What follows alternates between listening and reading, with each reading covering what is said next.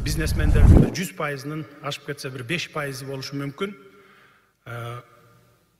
Ар кандай мамлекетти алдоо же болбосо ушу салыктарды убагында төлөбөгөн моменттер бар.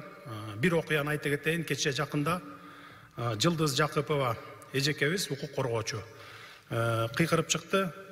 Бизнесмендер Кыргызстандан кеткиле, мыйзам силерди коргой албайт деп. Ушул окуя боюнча сиздерге жалпы коомчулукка дагы айтып коюшум керек. Эл дагы туура түшүнүш керек. Бизнесмендер да силер да билишиңиздер керек.